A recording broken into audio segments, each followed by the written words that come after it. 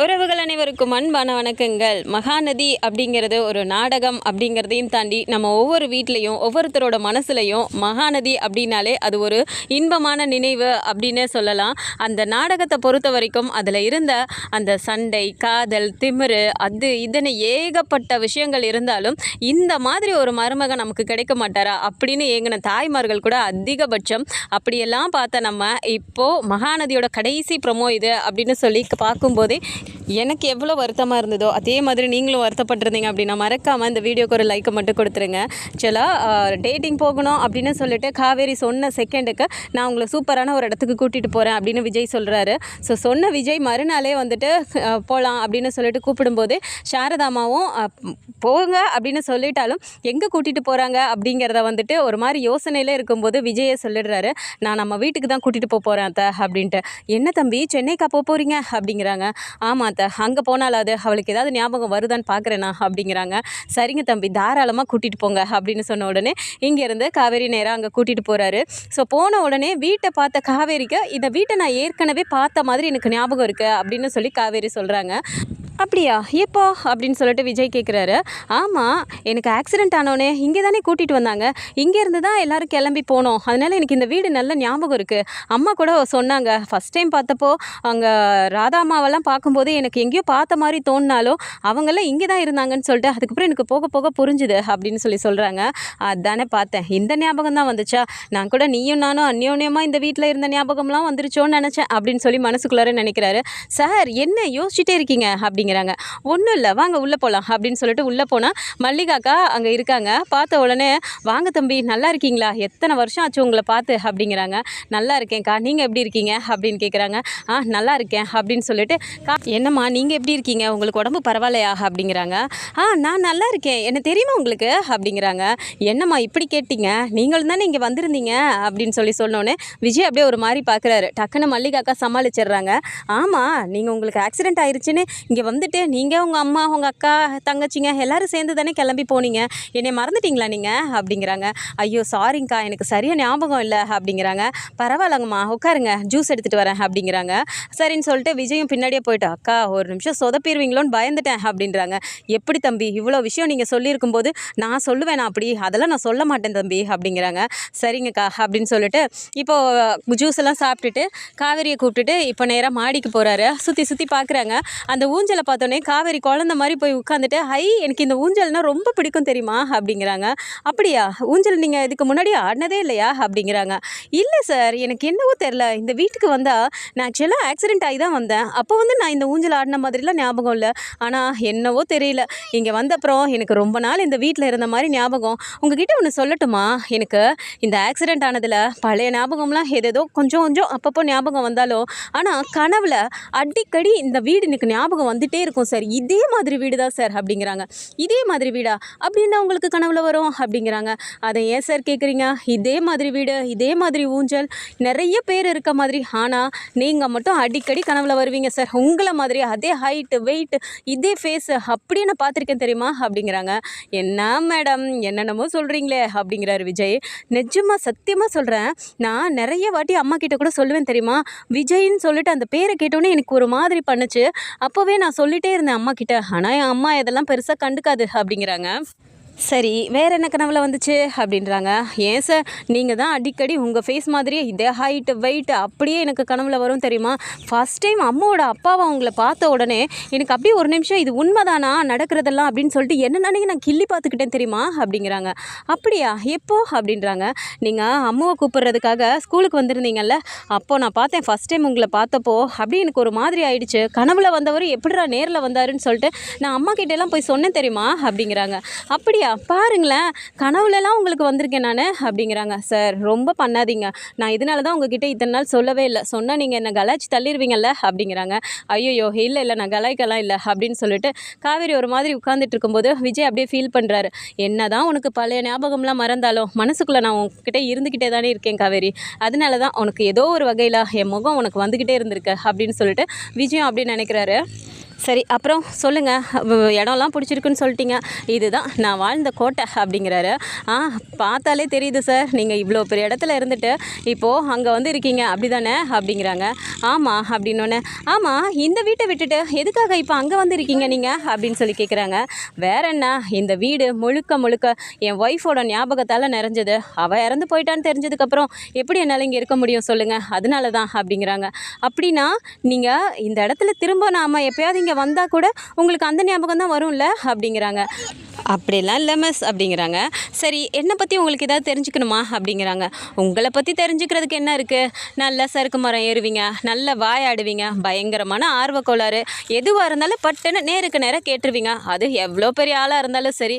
இன்னும் வேறு என்ன, அப்புறம் உங்களுக்கு பிள்ளையார்னா ரொம்ப பிடிக்கும், உங்கள் அப்பாவை அதை விட பிடிக்கும், பிள்ளையார் டாலர் கழுத்தில் ஒன்று எப்போயுமே போட்டிருப்பீங்க அப்படின்னு இப்படி காவேரியை பற்றி அடுக்கடுக்காக அடுக்கிட்டே இருக்கும்போது காவேரி அப்படியே ஒரு மாதிரி பார்த்துட்டு, ஒரு நிமிஷம் நிறுத்துங்க அப்படிங்கிறாங்க. என்ன மிஸ், நான் தப்பாக எதுவும் சொல்லிட்டேனா அப்படிங்கிறாங்க.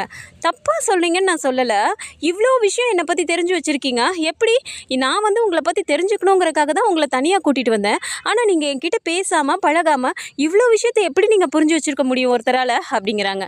என்ன மிஸ், இதெல்லாம் ஒரு விஷயமா, நீங்களே யோசிச்சு பாருங்கள். இப்போது ஒருத்தரை பிடிச்சிருக்குன்னு வச்சுக்கோங்களேன், அவங்களுக்கு தெரிஞ்சது என்னென்னலாம் அவங்களுக்கு பிடிக்குங்கிறத நம்மளே அப்படியே தேடி நம்ம மனசு ஆட்டோமேட்டிக்காக போயிடும். அப்படியே ஒன்று ஒன்றா நான் அப்படியே உங்களை பற்றி தெரிஞ்சுக்கிட்டது தான் அப்படின்னோடனே, எப்படி உங்களுக்கு தெரியும், நிவின் சொன்னாரா அப்படிங்கிறாங்க.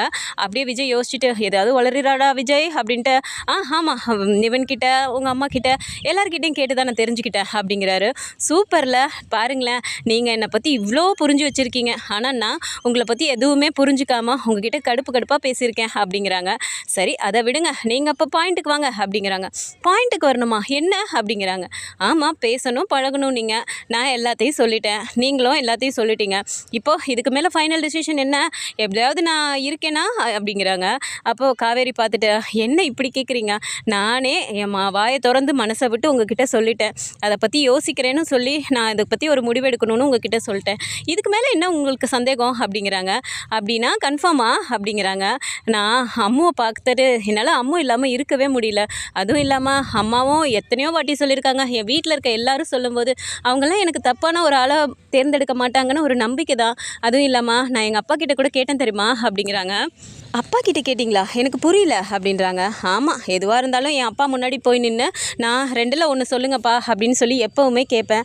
அதே மாதிரி இந்த விஷயம் நடந்தப்பையும் நான் உங்கள் விஷயத்தை பற்றி அப்பா கிட்ட போய் கேட்டேன், அப்பாவும் சரின்னு சொல்லிட்டாரு அப்படிங்கிறாங்க. அப்பாவே சொல்லிட்டாரா, அப்போ சரிதான் அப்படின்னோன்னு அப்படி காவேரி சிரிச்சிட்டே உட்காந்துருக்காங்க. அப்போ அப்படியே விஜய் பார்த்துட்டே இருந்துட்டு, அப்புறம் சொல்லுங்கள் மிஸ் அப்படின்னு சொன்னோன்னே, இன்னும் என்ன மிஸ்ஸுன்னே கூப்பிட்டுட்ருக்கீங்க, காவேரின்னு கூப்பிடலாம்ல அப்படிங்கிறாங்க. அப்புறம் காவேரி அப்படின்னு சொல்லிட்டு இப்போ விஜய் சொன்ன உடனே காவேரிக்கு ஒரு மாதிரி பண்ணுது, பழைய மாதிரி விஜய் வந்து கூப்பிடுறது அதெல்லாம் ஒரு மாதிரி இருந்தாலும் அப்படியே ஒரு மாதிரி பார்க்குறாங்க. என்னாச்சு அப்படிங்கிறாங்க. இல்லை, நீங்கள் இப்போ தான் என்னை பேர் சொல்லி ஃபஸ்ட் டைம் கூப்பிட்றீங்க, இதுக்கு முன்னாடி மிஸ்ஸுன்னு தான் கூப்பிட்ருக்கீங்க, ஆனால் நீங்கள் ஏற்கனவே என்னை காவேரின்னு கூப்பிட்ட மாதிரி எனக்கு ஏதோ ஒரு மாதிரி தோணுது அப்படிங்கிறாங்க. அப்படியே விஜயும் சிரிச்சிட்டு, அது நான் உங்கள் உள் மனசுக்குள்ளார வந்துட்டேன், நான் உங்களை கூப்பிடுற மாதிரி நீங்களாம் நினச்சி பார்த்துருப்பீங்க, அதுதான் இப்போ உங்களுக்கு அப்படி தெரியுதுன்னு நினைக்கிறேன் அப்படின்னு சொல்லிட்டு விஜயும் சொல்கிறாரு. நான் ஃபஸ்ட்டு உங்கள் வீட்டுக்கு வந்து தாத்தா கிட்ட அப்புறம் ராதாம்மா கிட்ட எல்லாம் நான் மன்னிப்பு கேட்கணும் அப்படிங்கிறாங்க. மன்னிப்பு கேட்கணுமா, எதுக்கு அப்படின்னு விஜய் கேட்குறாரு. ஆமாம், ஏற்கனவே எங்கள் வீட்டுக்கு வந்து அவங்க பொண்ணு கேட்டதுக்கெல்லாம் கூட நான் வீட்டுக்கே வந்து தாத்தாவெல்லாம் திட்டிட்டேன், எதுக்கு இந்த மாதிரி பண்ணிங்கன்னு, இப்போது நான் போயிட்டு நம்ம கல்யாணம் பண்ணிக்க போகிறோன்னு சொன்னால் அவங்க ஏதாவது தப்பாக நினைக்க மாட்டாங்களா அப்படிங்கிறாங்க. தப்பாக நினைப்பாங்களா, அவங்களாம் எவ்வளோ சந்தோஷப்படுவாங்க தெரியுமா, இப்படி ஒரு வார்த்தை நீங்கள் சொல்ல மாட்டீங்களான்னு தான் அவங்களாம் காத்துட்ருக்காங்க அப்படிங்கிறாங்க. அப்படியே சொல்கிறீங்க அப்படின்றாங்க. நீங்கள் வேணால் சந்தேகமாக இருந்தால் இப்போ நான் ஒரு ஃபோன் பண்ணட்டுமா, வெயிட் பண்ணுங்கள் அப்படின்னு சொல்லிட்டு இப்போது விஜய் கால் பண்ணிட்டு, தாத்தா அப்படிங்கிறாங்க. சொல்லுப்பா விஜய் அப்படின்றாங்க. தாத்தா உங்களுக்கு ஒரு ஹாப்பி நியூஸ் அப்படிங்கிறாரு. சொல்லுப்பா அப்படின்னோடனே, இதோ காவேரி மிஸ் இருக்காங்கல்ல அப்படின்னோடனே அப்படியே தாத்தா பார்த்துட்டு, என்னப்பா காவேரி தானே அப்படிங்கிறாங்க. ஆமாம் தாத்தா, காவேரியை நம்ம வீட்டுக்கு நான் கல்யாணம் பண்ணி கூட்டிகிட்டு வந்தா உங்களுக்கு சந்தோஷமா இல்லையா அப்படிங்கிறாங்க.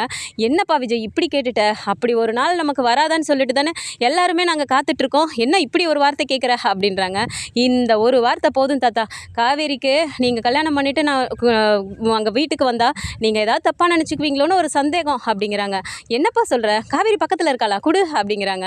சரின்னு கொடுத்தோன்னே தாத்தா அப்படிங்கிறாங்க. என்னம்மா உனக்கு சந்தேகம், நீ இந்த வீட்டுக்கு வந்து ராணி மாதிரி இருக்கலாமா, நாங்கள்லாம் எவ்வளோ ஆசைப்பட்டோம் தெரியுமா நீ விஜய்க்கு மனைவி ஆகணும்னு, அது ஒன்று நடந்ததுனால எங்களுக்கு போதுமா, அந்த ஒரு விஷயம் நடந்ததுன்னா அதை நான் கண்ணார பார்த்துட்டு நான் பாட்டு கண்ணை மூடிடுவேம்மா அப்படிங்கிறாங்க. ஐயோ தாத்தா, என்ன தாத்தா இப்படியெல்லாம் பேசுகிறீங்க அப்படிங்கிறாங்க. இல்லைம்மா சொன்னேன் அப்படின்னு சொல்லிட்டு தாத்தாவும் கண் கலங்குறாரு. இல்லை தாத்தா, நீங்கள் இது கண் கலங்காதீங்க அப்படின்னு சொல்லிடுறாங்க. சரிங்க தாத்தா, நான் இதை வந்துடுறேன் கிளம்பி அப்படின்னு சொல்லிட்டு ஃபோனை வச்சிடுறாரு. போதுமா அப்படின்னோடனே அப்படியே காவேரி வேகமாக போயிட்டு விஜய் ஹக் பண்ணிக்கிறாங்க. அப்படியே விஜய்க்கு ஒரு மாதிரி இருக்கு. அப்படியே பார்க்கும்போது உங்கள் எல்லாருமே நீங்கள்லாம் எவ்வளோ நல்லவங்களா இருக்கீங்க, நான் தான் புரிஞ்சிக்காமல் இருந்துட்டேன் அப்படிங்கிறாங்க. சரி இப்போ புரிஞ்சிருச்சுல்ல அப்படின்னு சொல்லிட்டு விஜயும் ஹக் பண்ணிக்கிறாரு. கொஞ்சம் நேரம் அங்கே டைம் ஸ்பெண்ட் பண்ணிவிட்டு அங்கேருந்து நேராக வீட்டுக்கு கிளம்பி வந்த உடனே சாரதாமா அங்கே திக்குன்னு உட்காந்துட்டு இருக்காங்க. என்னடா இவ சொல்ல போகிறா வந்து அப்படின்னு சொல்லிட்டு வரும்போதே இவங்க 2 பேரும் சிரிச்சுக்கிட்டே அப்படி வரும்போது காவேரி வந்துட்டு விஜயோட அப்படி கையை அப்படி பிடிச்சிட்டு உள்ளே போகிறாங்க. இதை பார்த்தோன்னே வீட்டில் இருக்க எல்லாருக்கும் சந்தோஷமாக இருக்குது. கங்காவும் யமுனாவும் அப்படியே பார்த்துட்டு கண்ணாலே அப்படி பேசிக்கிறாங்க. அங்கே பாருடி அப்படின்ட்டு உள்ளே வந்தோடனே சாரதாமா அப்படியே பார்த்துட்டு அப்படியே ஒரு மாதிரி பார்க்கும்போது, என்னம்மா அப்படி பார்க்குற, உன் மருமகனை நான் கூட்டிகிட்டு வந்துட்டேன் சந்தோஷமா அப்படிங்கிறாங்க. அப்படியே சாரதாமாக்கு அவ்வளோ ஒரு அழுக வருது. வேகமாக போய் காவேரியை கட்டி பிடிச்சிட்டு அப்படி அழுகிறாங்க. அம்மா என்னம்மா, ஏம்மா இப்படி அழுகிற அப்படிங்கிறாங்க. உன் வாயிலேருந்து இப்படி ஒரு வார்த்தை வராதன்னு தாண்டி நான் காத்துட்டு இருந்தேன் அப்படிங்கிறாங்க. என்ன யாரை பார்த்தாலும் எல்லாரும் இப்படியே சொல்கிறீங்க அப்படிங்கிறாங்க. வேற யாரடி சொன்னா அப்படின்னோடனே விஜயோட தாத்தாவும் அப்படி தான் சொன்னார் அப்படிங்கிறாங்க. ஏன்னா அது எங்கள் எல்லாரோட ஆசைடி, அது மட்டும் நடந்துச்சுன்னு வச்சுக்கோவேன், நான் பழனி மலைக்கு நடந்தே போய் நான் மொட்டை போட்டு வந்துடுவேன் அப்படிங்கிறாங்க. அப்போ விஜய் பார்த்துட்டு, ஐயோ அத்தை என்ன இப்படிலாம் சொல்கிறீங்க அப்படிங்கிறாங்க. இல்லைப்பா, நான் வேண்டியிருந்தது தம்பி அது அப்படின்னு சொல்கிறாங்க. காவேரி அப்படியே பார்த்துட்டு, என்ன அத்தையா அப்படிங்கிறாங்க. விஜய் அப்படியே சிரிக்கிறாரு. பின்ன இனிமேல் என் மருமகன் நான் அத்தனை தான் கூப்பிடணும், அத்தனை நீங்கள் கூப்பிடுங்க தம்பி அப்படின்றாங்க. சரிங்க அத்தை அப்படின்னு சொன்னோன்னே அதுக்கப்புறமா கல்யாணத்துக்கான எல்லா ஏற்பாடுகளும் நடந்து அந்த மெஹந்தி ஃபங்க்ஷனாக இருக்கட்டும், ஹல்தி எல்லாமே 1 by 1 நடந்து கடைசியில் கல்யாணத்தோட எல்லாரும் கண் கலங்கி நமக்கு பிரியா விடை கொடுக்க போகிறாங்க. ஸோ இந்த மாதிரியான கதைக்களம் வந்தால் நல்லா இருக்கும்னு நினச்சிங்கன்னா மறக்காம நம்மளோட சேனலை சப்ஸ்கிரைப் பண்ணிக்கோங்க. அண்ட் வீடியோ பிடிச்சிருக்கு அப்படின்னா சின்னதாக லைக்கை மட்டும் கொடுத்துருங்க. தேங்க்ஸ் ஃபார் வாட்சிங்.